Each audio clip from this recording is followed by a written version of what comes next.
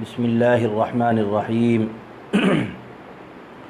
وبہ نستعین رب اشرح لی صدری ویسر لی امری واحلل عقدۃ من لسانی یفقہوا قولی رب اشرح لی صدری ویسر لی امری واحلل عقدۃ من لسانی یفقہوا قولی رب اشرح لی صدری ویسر لی امری واحلل عقدۃ من لسانی یفقہوا قولی اما بعد فاعوذ باللہ من الشیطان الرجیم بسم اللہ الرحمن الرحیم قل یا ایہا الکافرون لا اعبد ما تعبدون ولا انتم عابدون ما اعبد ولا انا عابد ما عبدتم ولا انتم عابدون ما اعبد لکم دینکم ولی دین صدق اللہ مولانا العلی العظیم۔ ہے مجھے نسبت حبیب کبریا کے نام سے، ہے مجھے نسبت حبیب کبریا کے نام سے، مجھ کو پہچانو غلام مصطفیٰ کے نام سے۔ حضرت صدیق کی عظمت کو وہ سمجھیں گے کیا، حضرت صدیق کی عظمت کو وہ سمجھیں گے کیا، کچھ تعلق ہی نہیں جن کو وفا کے نام سے۔ کانپتے ہیں آج بھی کفار کے سینوں میں دل، کانپتے ہیں آج بھی کفار کے سینوں میں دل، حضرت فاروق جیسے سورما کے نام سے۔ دیکھ کر عثمان کو ڈھکلی پنڈلیاں سرکار نے، دیکھ کر عثمان کو ڈھکلی پنڈلیاں سرکار نے، تھی حیا کو بھی حیا اس با حیا کے نام سے۔ مرحب و عنتر کا وہ انجام نخوت دیکھ کر، مرحب و عنتر کا وہ انجام نخوت دیکھ کر، آج تک لرزاں ہے باطل مرتضیٰ کے نام سے۔ حضرات علماء کرام، معزز و محترم سامعین، ناظرین، بڑی خوشی کی بات ہے کہ یہ جلسوں کا سلسلہ چل رہا ہے اور انشاءاللہ 10 محرم الحرام تک چلے گا۔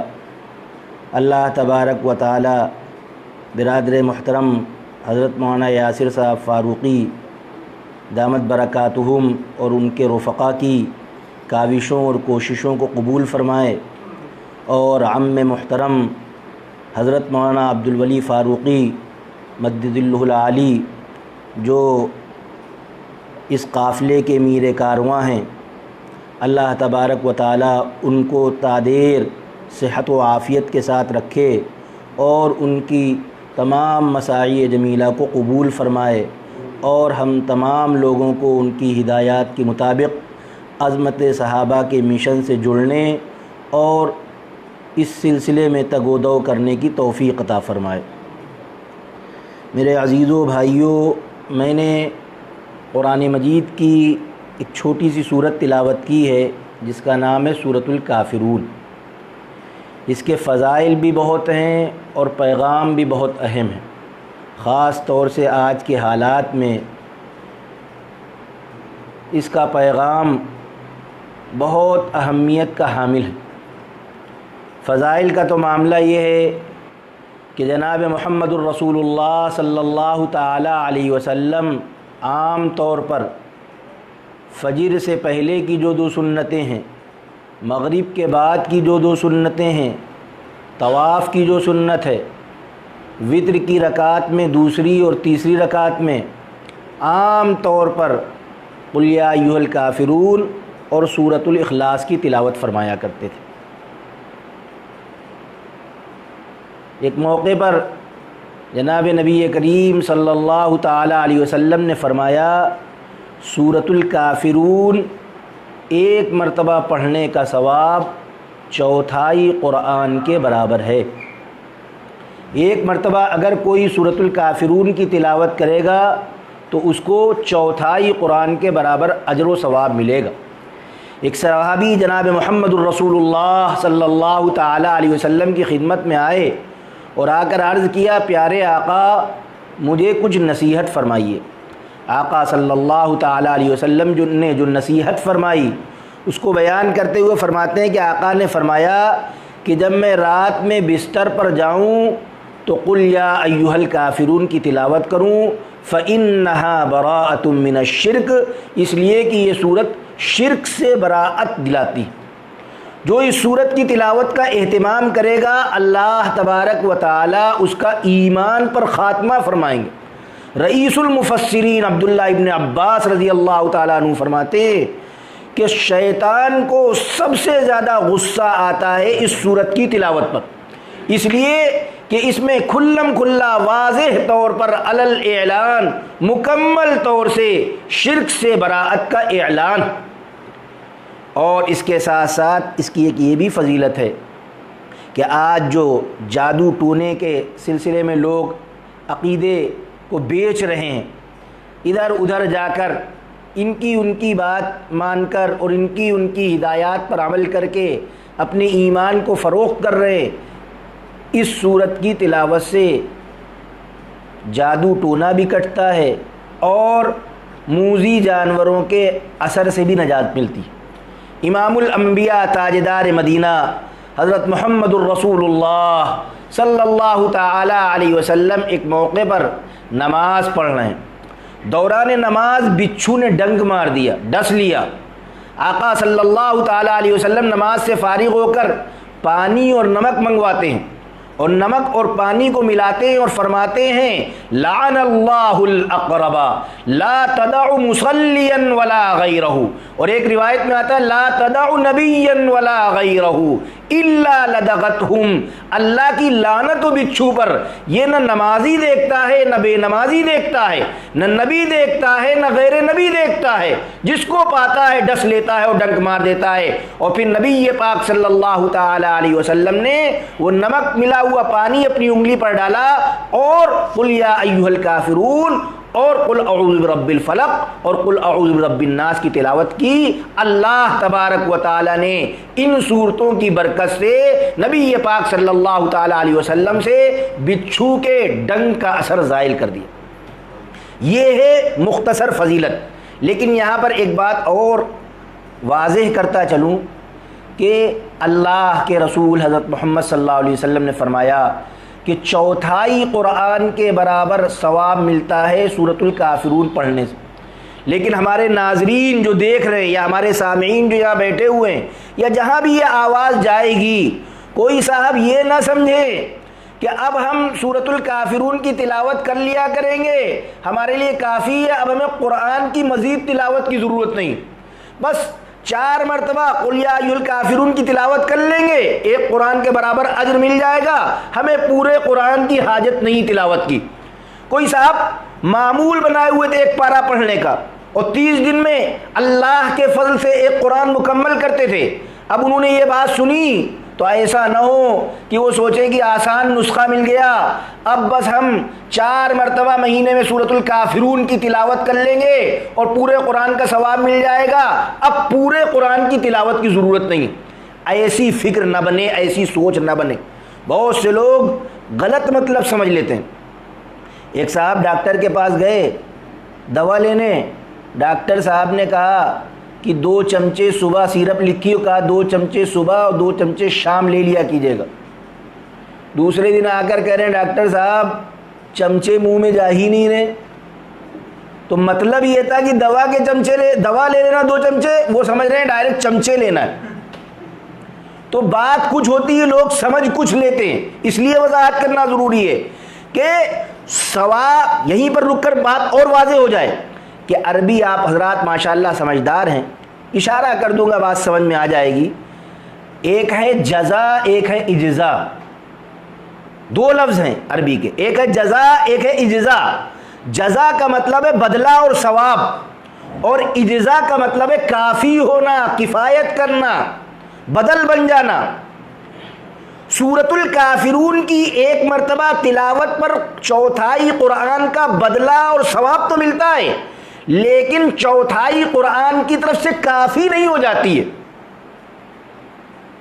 اس کو یوں بھی سمجھ سکتے ہیں آپ کہ اگر کسی نے کہا کہ میرا یہ کام ہو گیا تو میں 1/4 قرآن کی تلاوت کروں گا، اب اللہ نے وہ کام کرا دیا تو اب کوئی صاحب کہیں کہ سورۃ الکافرون پڑھنے کام ہو جائے گا، نظر پوری ہو جائے گی، تو نہیں ہوگی۔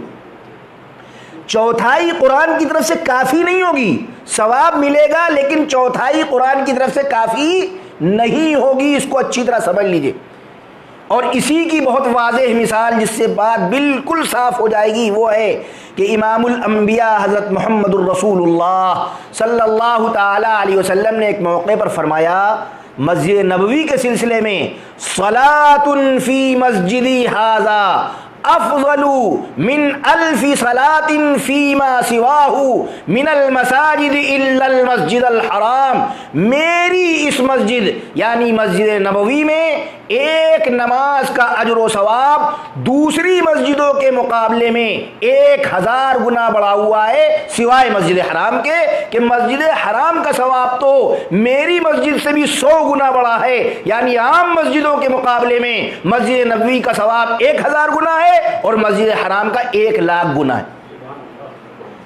اب کوئی صاحب جائیں عمرہ کرنے اور 40 نمازیں پڑھ لیں مسجد حرام میں اور آ کر یہاں کہیں کہ اب مجھے نماز کی ضرورت نہیں، اس لیے کہ 40 نمازیں پڑھ لیں، اور 40 کا مطلب 40 لاکھ پڑھ لی۔ کون ہے جو 40 لاکھ نمازیں پڑھ سکتا ہے؟ میں نے پڑھ لی ہے، اب مجھے نماز کی ضرورت نہیں۔ تو ایسے آدمی کو بیوقوف کہا جائے گا کہ نہیں کہا جائے گا؟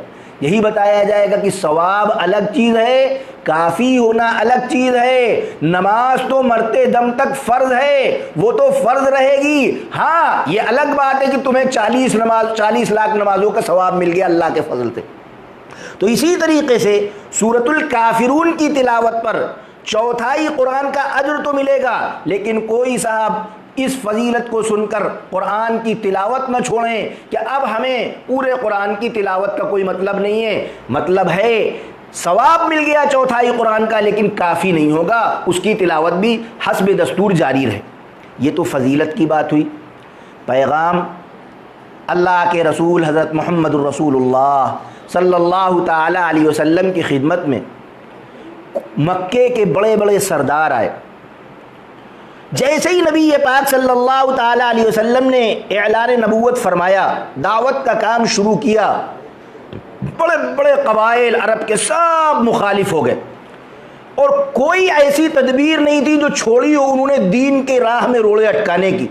مارا بھی، پیٹا بھی، ستایا بھی، تکلیفیں بھی دی، ہر حربے کو اختیار کر لیا، لیکن وہ دیکھتے رہے کہ اللہ کا وعدہ پورا ہو رہا ہے دھیرے دھیرے جتنی یہ کوششیں کر رہے ہیں اتنا ہی دین ترقی کر رہا ہے، ستیزہ کار رہا ہے، ازل سے تا امروز چراغ مصطفی سے شرار بولہبی، پھوکوں سے یہ چراغ بجھایا نہ جائے گا، واللہ متم نورہ ولو کرہ الکافرون۔ اس کے مناظر ان کے سامنے جب آنے لگے تو وہ مجبور ہو گئے، اور محمد الرسول اللہ صلی اللہ علیہ وسلم کی خدمت میں چولا بدل کر آتے ہیں اور کہتے ہیں آئیے صلح کر لی جائے، اور کہتے ہیں کہ 1 سال آپ ہمارے معبودوں کی عبادت کر لیجئے اور 1 سال ہم آپ کے معبود کی عبادت کر لیں گے۔ 1 سال یہ جو ہمارے معبود ہیں جن کو ہم نے کعبے میں سجا رکھا ہے آپ ان کا احترام کر لیجئے، ان کے آگے جھک جائیے، 1 سال ہم آپ کے اللہ کے آگے جھک جائیں گے۔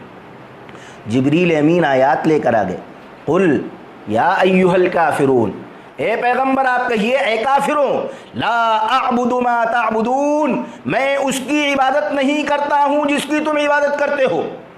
تم جن معبودوں کی عبادت کرتے ہو میں اس کی عبادت ایک لمحے کے لیے بھی نہیں کرتا، ولا انتم عابدون ما اعبد، اور جس کی میں عبادت کرتا ہوں اس کی تم لوگ عبادت نہیں کرتے، ولا انا عابد ما عبدتم، اور آگے بھی میں اس کی عبادت نہیں کروں گا قطعاً جس کی تم عبادت کرتے ہو، ولا انتم عابدون ما اعبد، اور آگے بھی تم اس کی عبادت نہیں کرو گے جس کی میں عبادت کرتا ہوں، لکم دینکم ولی دین، تمہارے لیے تمہارا دین، میرے لیے میرا دین۔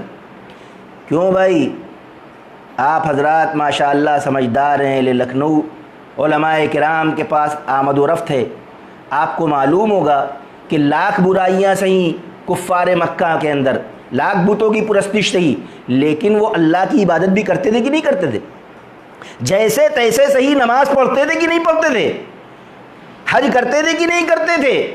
اور اللہ نے قرآن میں کہا وَلَئِن سَأَلْتَهُم مَّن خَلَقَ السَّمَاوَاتِ وَالْأَرْضَ لَيَقُولَنَّ اللَّهُ، ان سے پوچھئے کہ آسمان اور زمین کو کس نے پیدا کیا، تو لاکھ بتوں کی پرستش کرنے کے باوجود یہ کہیں کہ اللہ نے پیدا کیا۔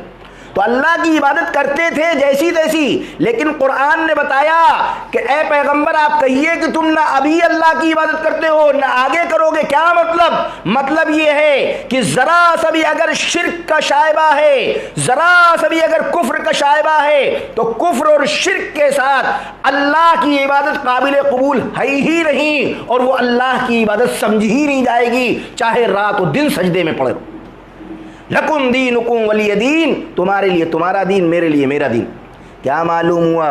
معلوم یہ ہوا کہ امام الانبیاء حضرت محمد الرسول اللہ صلی اللہ تعالی علیہ وسلم باوجود کہ امن کے پیکر تھے، باوجود اس کے کہ آپ بہت دب کر صلح کر لیا کرتے تھے، باوجود اس کے کہ اپنے آپ صلی اللہ تعالی علیہ وسلم نے مارنے والوں، پیٹنے والوں، ستانے والوں سب کو عام معاف کرنے کا مزاج بنا رکھا تھا، اور اللہ نے فرمایا تھا وَإِن جَنَحُوا لِلسِّلْمِ فَاجْنَحْ لَهَا، اے پیغمبر اگر کوئی صلح کے لیے جھکے تو آپ بھی جھک جائیے۔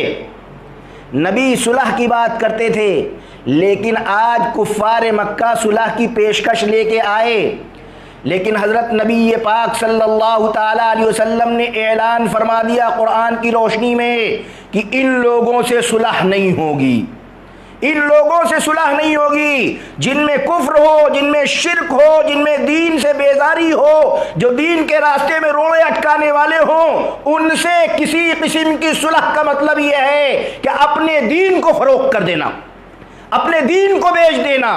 آج لوگ بڑے کفار مکہ کے لبادے میں آ کر بڑے امن پسند بنتے ہیں، اور وہ یہ چاہتے ہیں کہ معاویہ کو گالی دینے والوں سے صلح کر لی جائے، وہ چاہتے ہیں کہ ابو بکر و عمر کو برسر ممبر برسر محراب تانے دینے والوں کو سے صلح کر لی جائے، ان کے ساتھ اٹھا بیٹھا جائے۔ ہمیں صاف ہدایت ہے کہ ایسے لوگوں سے قطعاً صلح نہیں ہو سکتی۔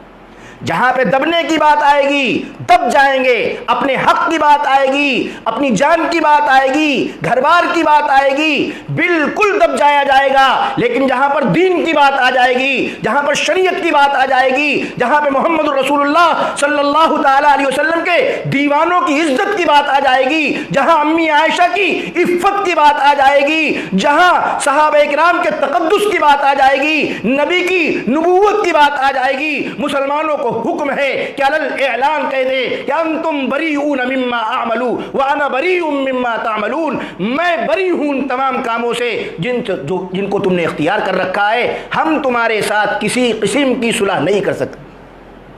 اور میں آپ کے سامنے ایک صحابی کا ایک واقعہ رکھ دوں جس سے آپ کے بات پورے طور پر سمجھ میں آ جائے۔ نام سنا ہوگا آپ نے، یقیناً سنا ہوگا۔ ایک صحابی ہیں عبداللہ ابن حذافہ السہمی رضی اللہ تعالیٰ عنہ، حضرت نبی پاک صلی اللہ تعالیٰ علیہ وسلم کے بڑے قابل اعتماد صحابہ میں سے۔ نبی پاک صلی اللہ تعالیٰ علیہ وسلم نے جب کسریٰ کو خط لکھ کر بھیجا تھا تو عبداللہ ابن حذافہ کو واسطہ اور وسیلہ اور ذریعہ بنایا تھا، ان کے ذریعے سے بھیجا تھا۔ ایک جنگ کے موقع پر یہ گرفتار ہو گئے حضرت عمر رضی اللہ تعالیٰ عنہ کے دور میں۔ اب گرفتار ہو کر قیصر کے دربار میں پیش کیے گئے۔ قیصر دربار سجا ہوا ہے، بہت سے مسلمان بھی قید ہیں اور یہ بھی قید ہیں، سردار ہیں یہ۔ ان سے مخاطب ہو کر کہتا ہے کہ اب تم قید ہو گئے ہو، لیکن میں تمہارے ساتھ مہربانی کا معاملہ کروں گا، میں تمہارے ساتھ اکرام کا معاملہ کروں گا۔ دیکھو تم اتنا کرو کہ تم محمد صلی اللہ تعالیٰ علیہ وسلم کے دین سے برات کا اظہار کر دو، تم اس دین سے الگ ہو جاؤ، میرے دین کو قبول کر لو، میں تم کو اپنی بادشاہت میں شریک کر لوں۔ بہت بڑی پیشکش ہے، معمولی نہیں ہے۔ قیصر روم کا بادشاہ، اور صرف ایک روم کوئی ایک ملک کا نام نہیں، بلکہ جہاں جہاں جن جن ملکوں میں رومی حکومت پھیلی ہوئی تھی ان تمام ملکوں کا حاکم ہے قیصر اس دور کا۔ وہ پیش کر رہا ہے کہ تم محمد صلی اللہ علیہ وسلم کے دین سے بیزار ہو جاؤ، میرا دین قبول کر لو، میں اپنی بادشاہت میں شریک کر لوں۔ صلح کی بات کر رہا ہے، کیا کہتے ہیں؟ نہیں، یہ نہیں ہو سکتا، محمد صلی اللہ علیہ وسلم کے دین سے الگ ہو جاؤ، نہیں ہو سکتا۔ دیکھا ہے جب سے اس مہ کونین کا جمال، جچتا نہیں ہے کوئی بھی میری نگاہ میں، محمد صلی اللہ علیہ وسلم کے دین سے نہیں ہٹ سکتا۔ وہ آگے بڑھتا ہے، کہتا ہے اگر تم میری بات قبول کر لو تو میں اپنی بیٹی کی شادی بھی کر دوں گا، داماد بنا لوں گا، اور بڑا اعزاز، داماد بنا لوں گا۔ کہتے نہیں، اور پیشکش بڑھاتا ہے۔ جب بہت زیادہ پیشکش بڑھاتا ہے تو فرماتے ہیں لو اعطیتنی جمیع ما تملک وجمیع ما یملک العرب ما رجعت عن دین محمد طرفۃ عین۔ اللہ کی قسم، ان تمام چیزوں کا جن کا تو مالک ہے میرے قدموں میں لا کر رکھ دے، اور وہ تمام عہدے، وہ تمام منصب، وہ تمام سلطنتیں جن کے عرب مالک ہیں، سب میرے قدموں میں لا کر رکھا جائے، اور ایک لمحے کے لیے پلک جھپکنے کے برابر مجھ سے کہا جائے کہ محمد صلی اللہ علیہ وسلم کے دین سے بغاوت کر دو، ہرگز ہرگز نہیں ہو سکتا۔ آئین جواں مرداں حق گوئی و بے باکی، اللہ کے شیروں کو آتی نہیں روباہی۔ علل اعلان مجمع میں اعلان کیا کہ محمد صلی اللہ علیہ وسلم کے دین سے سمجھوتا نہیں ہو سکتا، نہیں ہو سکتا۔ اب جب اس طرح کہا تو اس نے بھی لہجہ بدلا، اور بدل کر کہتا ہے کہ بہت میں نے پیشکش کی، نہیں قبول کیا، اب دیکھو میں کیا کرتا ہوں۔ بڑا سا کڑھاوا منگایا اور اس میں تیل گرم کرایا، اور تیل گرم کرانے کے بعد جب تیل کھولنے لگا تو ایک صحابی کو اس تیل میں ڈلوا دیا۔ چند سیکنڈ کے اندر وہ راکھ ہو گئے۔ جو صحابی اس ڈالے گئے کڑھاوے میں ابلتے اور کھولتے ہوئے تیل میں، ایک منٹ بھی نہیں گزرا کہ وہ بالکل جل کر راکھ ہو گئے۔ یہ منظر دیکھا تو عبداللہ ابن حذافہ السہمی رضی اللہ تعالیٰ عنہ کی آنکھوں میں آنسو آ گئے۔ اب جب آنکھوں میں آنسو دیکھے تو فخر سے قیصر کہتا ہے دیکھا حالت خراب ہو گئی، اسی لیے میں تم کو سمجھا رہا تھا، تمہارا بھی یہی انجام ہوگا۔ جو بات کہی اس بات کا مفہوم یہ، ادھر آ ستمگر ہنر آزمائیں، ادھر آ ستمگر ہنر آزمائیں، تو تیر آزما ہم جگر آزمائیں۔ میں اس لیے نہیں رو رہا کہ میں ڈر گیا، بات یہ ہے کہ ہی نفس واحدۃ تلقا فی النار، میرے پاس صرف ایک جان ہے جو ابھی آگ میں ڈال دی جائے گی، تیل میں ڈال دی جائے گی، اور وہ جان چند لمحوں میں نکل جائے گی۔ کاش کہ میرے پاس 1000 جانیں ہوتی اور وہ ساری جانے ایک ایک کر کے میں محمد الرسول اللہ صلی اللہ تعالی علیہ وسلم کے لائے ہوئے دین پر نچھاور کرتا۔ مجھے افسوس اور رونا تو اس بات کا ہے کہ میرے پاس صرف ایک جان ہے، میں ڈر نہیں رہا۔ تم مظالم کی جو داستان لکھنا چاہو لکھو، میں گھبرانے والوں میں سے نہیں۔ تیر پر تیر چلاؤ، تمہیں ڈر کس کا ہے؟ تیر پر تیر چلاؤ، تمہیں ڈر کس کا ہے؟ سینہ کس کا ہے؟ میری جان جگر کس کا؟ چلاؤ تیر، تم جو ہو سکے کرو۔ اب جب یہ انداز بے باکی، یہ انداز جب دکھایا تو پھر اس کے اوپر بھی اثر ہوا، اس کے اوپر بھی اثر ہوا۔ اس نے کہا اچھا ایسا ہے، چھوڑو یہ باتیں، تم میری پیشانی کا بوسہ دے دو، میں تمہیں رہا کر دوں گا۔ عبداللہ ابن حذافہ کہتے ہیں اور میرے ساتھیوں کو کہا ان کو بھی رہا کر دوں گا۔ عبداللہ ابن حذافہ آگے بڑھتے ہیں اور پیشانی کا بوسہ لے لیتے ہیں اور اپنے آپ کو اور اپنے ساتھیوں کو بچا لیتے ہیں۔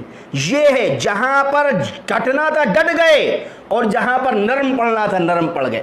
جب محمد الرسول اللہ صلی اللہ علیہ وسلم کے دین کی بات تھی تو ایک لمحے کے لیے بھی بزدلی یا کم ہمتی کا مظاہرہ نہیں کیا، اور جب بات آئی اس کی کہ صرف بوسہ لینا ہے، کافر ہے، زیادہ سے زیادہ گناہ بھی ہوگا، تو جان بچانے کے لیے گناہ کرنے میں بھی کوئی حرج نہیں ہے، بلکہ واجب ہو جاتا ہے گناہ کرنا، اس لیے پیشانی کا بوسہ لیا اور اپنے آپ کو بھی بچایا حکمت سے اور اپنے ساتھیوں کو بھی بچایا۔ واپس آ رہے ہیں، مدینہ منورہ سے باہر ہیں، امیر المؤمنین عمر بن الخطاب رضی اللہ تعالیٰ عنہ کو اطلاع ملتی ہے، مدینے سے باہر لوگوں کو لے کر آتے ہیں، اعزازاً استقبال کرتے ہیں اور فرماتے ہیں حق علی کل مسلم ان یقبل رأس ابن حذافہ، ہر مسلمان کے لیے لازم اور ضروری ہے کہ وہ عبداللہ ابن حذافہ کی پیشانی کا بوسہ دے۔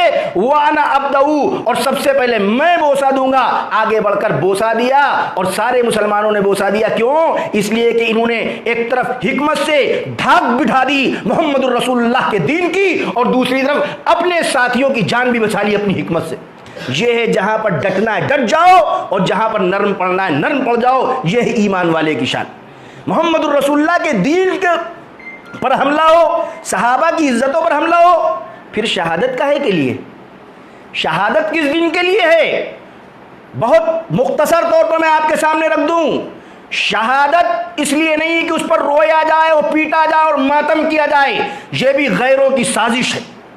ایمان والوں کا سرمایہ ہے شہادت، ایمان والوں کا ہتھیار ہے شہادت۔ آج دنیا جو مسلمانوں سے لرزاں اور خوفزدہ ہے، اس کی وجہ یہ نہیں کہ یہ تعداد میں بہت ہیں، ان کے پاس ہتھیار بہت ہیں، ان کے پاس وسائل بہت ہیں، ان کے پاس علم بہت ہے، نہیں، ان کو معلوم ہے کہ قرآن کی روشنی میں، نبی کی تعلیمات کی روشنی میں، اور صحابہ کرام اور اسلاف کے کارناموں کی روشنی میں ان کے پاس وہ جذبہ جہاد ہے، وہ تمنائے جاں فروشی ہے، وہ آرزوئے شہادت ہے، جس کے آگے ان کے تمام ہتھیار بلبلے سے زیادہ کوئی حیثیت نہیں رکھتے۔ چمن کو پھونک دیں گے میرے نالے، چمن کو پھونک دیں گے میرے نالے، نہ چھیڑے نکھتے بادے بہاری۔ اللہ کے رسول صلی اللہ علیہ وسلم نے فرمایا کہ نفاق پر مرنے کی امید ہے اس شخص کی جس نے پوری زندگی گزار دی اور اس کے دل میں شہادت کی آرزو نہیں پیدا ہوئی۔ ہم شہادت پر رونے والے نہیں ہیں، شہادت پر ماتم کرنے والے نہیں ہیں۔ ہمارے یہاں شہادت تو اتنی بڑی چیز ہے کہ عمرو ابن جموح رضی اللہ تعالی عنہ جو ہمارے آئیڈیل ہیں، ہمارے رہبر اور رہنما ہیں، لنگڑے ہیں، بدر میں روک دیے گئے، بیٹوں نے روک دیا کہ آپ لنگڑے ہیں کیسے شریک ہوں گے؟ احد آئی تو مچل اٹھے، بیٹے نبی سے سفارش کرا کے لائے کہ مت شریک ہوئی ہے، خود لنگڑاتے ہوئے پہنچ گئے نبی کی خدمت میں، کہا اللہ کے نبی بدر میں روک دیا گیا، میں تڑپ کے رہ گیا، لیکن احد میں تو میں جاؤں گا، اے آقا میں جاؤں گا۔ آقا کہتے تمہاری ٹانگ لنگڑی ہے، اے آقا میری خواہش ہے کہ میں شہید ہوں اور اسی لنگڑی ٹانگ سے جنت میں جاؤں۔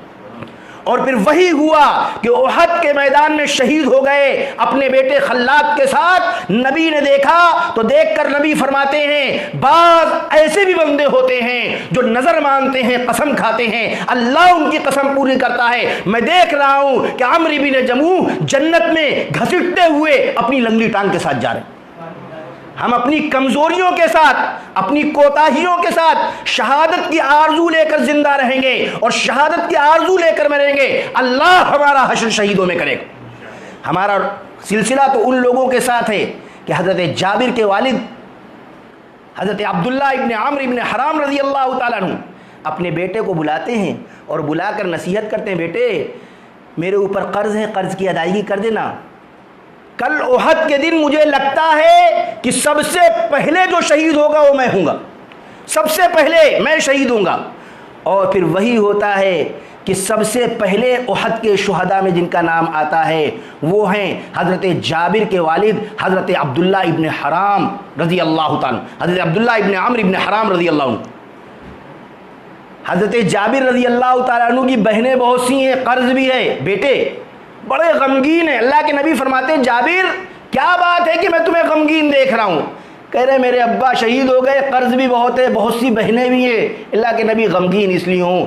آقا فرماتے ہیں غمگین ہونے کی ضرورت نہیں، اللہ اپنے بندوں سے روبرو بات نہیں کرتا ہے، یہ اللہ کا طریقہ ہے، لیکن اللہ نے تمہارے باپ عبداللہ ابن عمرو ابن حرام سے آمنے سامنے گفتگو کی، انہیں زندہ کیا اور آمنے سامنے گفتگو کر کے کہا تمنا مانگ، کیا چاہتا ہے تو شہید ہو کر آیا ہے، مانگ کیا چاہتا ہے؟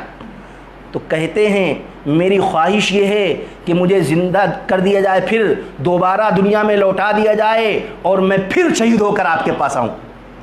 میری یہ آرزو ہے، شہید ہو گئے اور آرزو دیکھو، میری یہ آرزو ہے کہ مجھے زندہ کیا جائے، دنیا میں بھیجا جائے، میں پھر شہید ہو کر آپ کے پاؤں۔ اللہ فرماتا ہے کہ یہ نہیں ہوگا، جو یہاں آ گیا اب اس کو لوٹایا نہیں جائے گا، طریقہ میرا یہ ہے کہ اب وہ لوٹایا نہیں جائے گا۔ تو کہتے ہیں اللہ پھر میری یہ خواہش ہے کہ میرے ساتھ آپ جو اعزاز کر رہے ہیں، جو میرا مقام ہے، جو آپ کا میرے ساتھ برتاؤ ہے، اللہ آپ اس کی اطلاع دنیا والوں کو دے دیجئے۔ اللہ جبریل امین کو آیت دے کر بھیجتا ہے وَلَا تَحْسَبَنَّ الَّذِينَ قُتِلُوا فِي سَبِيلِ اللَّهِ أَمْوَاتًا بَلْ أَحْيَاءٌ عِندَ رَبِّهِمْ يُرْزَقُونَ۔ ان لوگوں کے بارے میں جو اللہ کے راستے میں قتل کر دیے گئے، شہید کر دیے گئے، یہ خیال بھی مت لانا، یہ وہم بھی مت لانا، یہ گمان بھی نہ کرنا کہ وہ مر گئے ہیں، وہ زندہ ہیں، اپنے رب کے پاس رزق دیے جا رہے۔ ایک طرف یہ بشارتیں ہیں، ایک طرف یہ ہدایتیں ہیں، ایک طرف اسلاف کی یہ قربانیاں ہیں، اور دوسری طرف کچھ لوگ ہیں جو پورا محرم کا مہینہ منحوس قرار دے رہے ہیں، رو رہے ہیں، پیٹ رہے ہیں، چیخ رہے ہیں، چلا رہے ہیں۔ میرے عزیزوں بتاؤ، ایسے ماحول میں اگر کوئی بچہ پلے بڑھے گا، وہ شہادت کو عزت سمجھے گا یا شہادت کو بدبختی سمجھے گا؟ یہ پلاننگ ہے، یہ منصوبہ ہے کہ مسلمانوں کی عزت کا، عظمت کا، ترقی کا جو سرمایہ ہے، شہادت کی آرزو، رو رو کر، چیخ چیخ کر، چلا چلا کر صرف ایک شہادت پر اتنا کوہرام مچا دو کہ مسلمانوں کے دلوں سے شہادت کی عظمت نکل جائے اور شہادت کا خوف بیٹھ جائے۔ ان کے ایسا رجحان بنا دو کہ شہادت کی پھر آرزو نہ رہے۔ ایسے لوگوں سے ہمارا کوئی تعلق نہیں ہونا چاہیے۔ یہی ہیں وہ لوگ کہ لکم دینکم ولی دین، تمہارے لیے تمہارا دین، ہمارے لیے ہمارا دین۔ اللہ تبارک و تعالی کہنے سننے زیادہ عمل کی توفیق عطا فرمائے۔ وآخر دعوانا الحمدللہ رب العالمین۔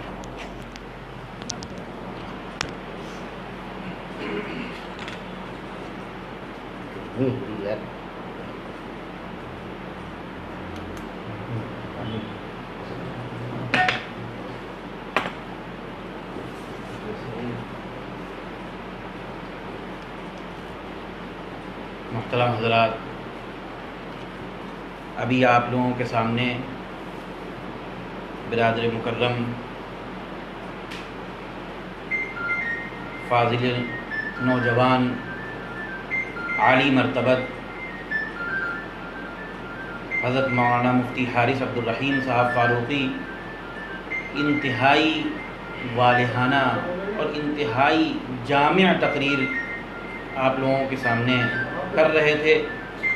میں ان کی تقریر کے بعد میں کیا کہوں، کیونکہ ان کی تقریر میں کوئی بھی وقت اور کوئی بھی منٹ ایسا نہیں گیا کہ کوئی بات کر سکوں یا کسی سے کچھ کہہ سکوں، کیونکہ ایک ایک بات اور ایک ایک چیز اور ایک ایک واقعہ ایسا دل پر اثر کر رہا تھا کہ حقیقت بتاتے ہوں کہ جی تو یہ چاہ رہا تھا کہ اور چلتی رہے بات اور سنتے رہے۔